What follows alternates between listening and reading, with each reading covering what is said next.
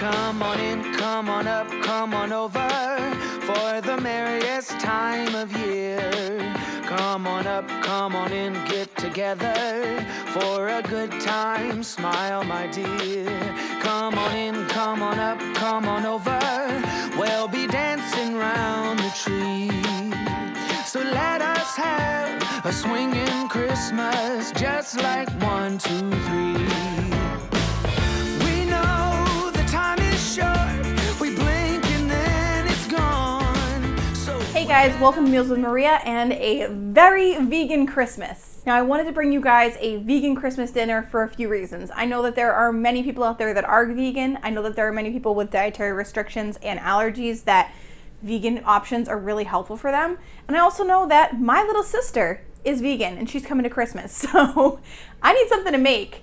So I figured, why don't we test something out, try something out, and bring it to you guys to share. And that way you have a healthy option, a vegan option. I mean, healthy, I don't know, it's not that healthy of a vegan dinner, but hey, it's good stuff. It's real food, it's whole food, and it's something that my family absolutely loved. Kids clean their plates, guys, and it was so good. I ended up going with a lasagna because I feel like Christmas is like that comfort food time, and a lot of times we do like a roast or meat, and for me at least, like the vegan roast, not exactly gonna do it for you, but a vegan lasagna can get pretty close to that real homey comfort feel. So that is what I made for you guys, and I'm so excited to share it with you. Now, you cannot have a vegan dinner without vegan dessert. So I'm gonna make something very simple that you can make to put on your own cookie tray or just put in little bags or something. So we're just gonna chocolate dip some pretzels and some Oreos. If you didn't know, Oreos are naturally vegan, and those chocolate chips and Joy Life ones are also naturally vegan, as well as pretzels, because there's no animal products in those. So these items are all automatically vegan, and you can just dip them in chocolate and put some sprinkles on them, and they are beautiful. In order to make my chocolate dip pretzels and Oreos, I am just going to microwave my chocolate chips at 30-second intervals until they are completely melted. This is super easy, guys. You can do this with any chocolate. And then I'm just going to pour everything into bowls so that I have everything set up and it's easy for me to work with. Now I've covered a baking sheet in tinfoil, but you can also use parchment paper, and this is perfect for dipping your Oreos in chocolate, then sprinkles and placing on the tinfoil. They come off super easy. So we're just going to dip them in both. I'll end up sprinkling some different sprinkles on each one, kind of alternating, and this is what it looks like. It's really one of the easiest ways to make something that is so adorable, and people, I mean, who doesn't love a chocolate covered Oreo? All of your vegan friends will be so happy to receive these. Or if you're vegan, you will enjoy them. And then we're just going to pop them into the refrigerator for, a half hour or so that the chocolate hardens. This is what everything looks like right before I put it into the fridge, and you can see that I used a bunch of different types of sprinkles, and you can put more or less on depending what you want to do. This is also a great activity for kids. My son did join in at the end and loved dipping the chocolate and the sprinkles. Now we're going to get started on our vegan lasagna. So I'm using this Impossible burger meat, which I had never used before. I did buy it one time when it was on sale for about $5, so definitely watch out for those sales if you can find them. And I just put it in my freezer so that when I knew I was going to use it for a vegan meal, I had it. So I'm just using that little masher just to mash everything up, and I'm going to cook it until it is all browned. And then the recipe calls for a zucchini. It's about a cup of zucchini. And I ended up putting it in there. It was really good, but I'm not sure that it really needs it. So it's kind of your choice whether you want to put the zucchini in or not. You can see that I'm just going back to my meat and grounding it up. It does taste a lot like burger meat. I mean, it's not quite there. There's something about the consistency that's a little bit different, but it is pretty darn close. With this recipe, you could also use a vegan sausage. The recipe that I had actually called for sausage, but my husband doesn't care for it much, so I just decided to use the ground beef. So I'm just going to cook our zucchini up over a medium heat just to kind of wilt it a little bit. You definitely want it to be a little bit soft so that it's already cooked. If you put this right into your lasagna and then put your lasagna in the oven, it probably wouldn't really cook all the way through. So I'm just cooking this down, and then I am going to get started on some chickpeas because I'm going to make a Caesar salad as well. So here I'm going to use some roasted chickpeas in place of our croutons, and you really want to make sure that when you're roasting chickpeas, you've removed all the excess moisture. I wanted to make sure that these were really, really dry so that they crisped up nicely. So you just want to put these onto your pan, and then we're going to put a couple of tablespoons of olive oil over the chickpeas, as well as about a teaspoon of garlic powder and a teaspoon of salt. Just going to pop these into the oven at 400 degrees for 20 minutes, and then I'm going to shake them around and move them around and cook them for another 20 minutes. Here I have a 14-ounce container of firm tofu. I want to press my tofu to make sure that all the excess moisture comes out of it. You can see that after 20 minutes I'm moving those chickpeas, and here is my pressed tofu. This does take a little bit of time. The longer the better. And you can see that my chocolates have also come out of the refrigerator here. So I'm just putting these onto a little plate. I find that if you arrange them in a really pretty fashion, it is never a bad thing.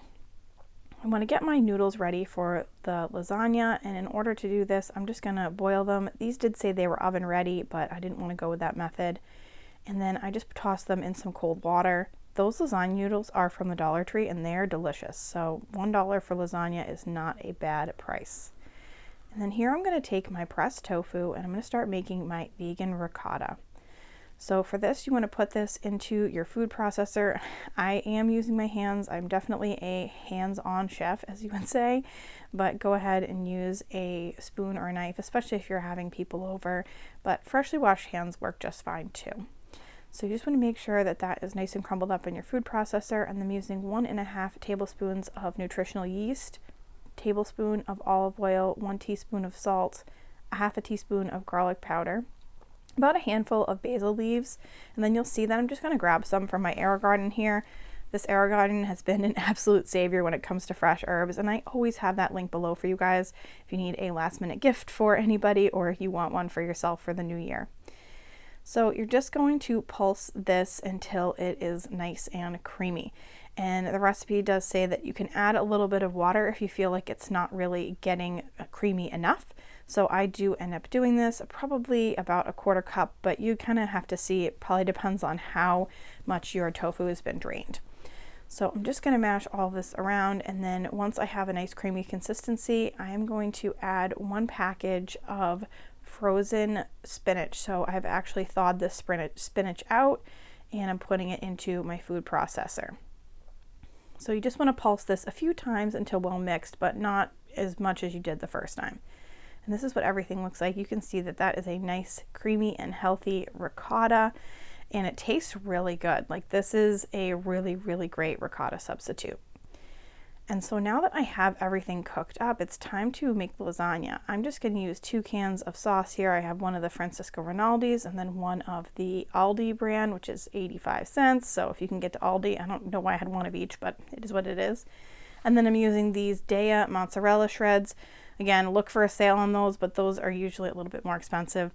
Can't really think of a way around doing that because this is a vegan meal.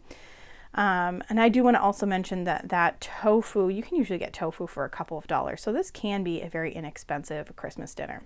So I'm just putting about a half a cup of sauce on the bottom there, and then I'm layering my lasagna noodles.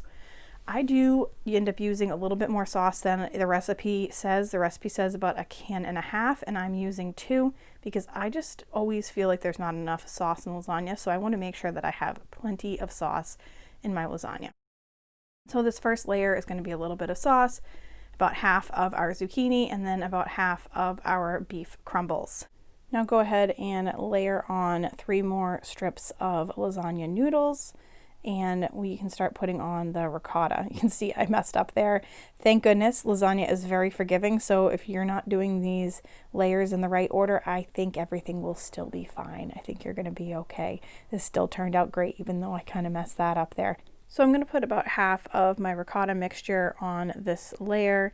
Then I'm sprinkling a little bit of my cheese. Had I done this again, I probably would have just put all the cheese on the top. So this one is up to you. And then a little bit more sauce. You just want to get good coverage on this and just kind of make sure that it seems like it's well covered. then we're going to put another layer of lasagna noodles, and I'm using the rest of my zucchini. You'll see here that I kind of put some of it on of this ground beef, and then I'm like, oh, I'm going to save the rest. And then I realized, what am I doing? Like, this is the last layer. I need to put all of that on there. And so then we're going to put the rest of the ricotta and the rest of our ground beef and our ground beef, I don't know, crumbles, whatever they are, vegan crumbles, and then some sauce, our last layer of lasagna noodles, and the rest of our sauce. And then at this point, I'm going to sprinkle it with our mozzarella shreds. And this is why I said I thought maybe I should have put the whole bag on the top, because it just looked a little bit sparse, so it didn't look like that really cheesy lasagna, but it was still really good. So as you can see, that was a little bit of work. So I did end up making this the night before and putting it in the fridge to use the next day. And this is what our chickpeas look like when they come out of the oven after 40 minutes of roasting. They are so crunchy and delicious. I'm actually going to make these as a snack more often now that I know how to do it, because I think they're just fantastic. And then we're going to get started on our vegan Caesar salad dressing. So earlier in the day, I soaked 1/2 cup of raw cashews in water. This is very important because it's what's going to make them creamy. Then add 1/4 cup of water, 2 tablespoons of olive oil. I'm squeezing in the juice from half a lemon, and then I'm going to add a 1/2 tablespoon of Dijon mustard, 1/2 teaspoon of garlic powder, and then 1 small clove of garlic, and I'm just using my microplane for this. It makes it really easy. And the recipe does call for 1/2 tablespoon of Worcestershire sauce and 2 teaspoons of capers, which I did not have, so I did it without it and it turned out great. So at this point I called it a night. I put this in the fridge as well as my lasagna, and then I boxed up my chickpea croutons. So now it's the next day and it's about an hour before dinner time. I'm just taking out my lasagna and I'm preheating my oven to 375 degrees. I'm just going to let this lasagna sit on the countertop for 15 minutes before I put it in, and then I'll cook it for 45 minutes. And while that's cooking, I'm going to make my Caesar salad. So I'm using about 1/2 of this butter lettuce container, but you can use romaine. I just didn't have any romaine lettuce. And then I bought a bag of kale. And the kale in the salad is really, really good. But what I'm just doing is I'm going to massage it a little bit and then pull out the stems. It's what makes the kale kind of more edible when it's not fully cooked and nice and crunchy. And I'm adding in my dressing, and I do end up adding a little bit of water here because you can see it's a little bit thick, but just add that to your taste, or you could even use olive oil as an alternative too, and that probably would be really good. And then I've added my chickpeas. I didn't get that part on camera, guys. It happens.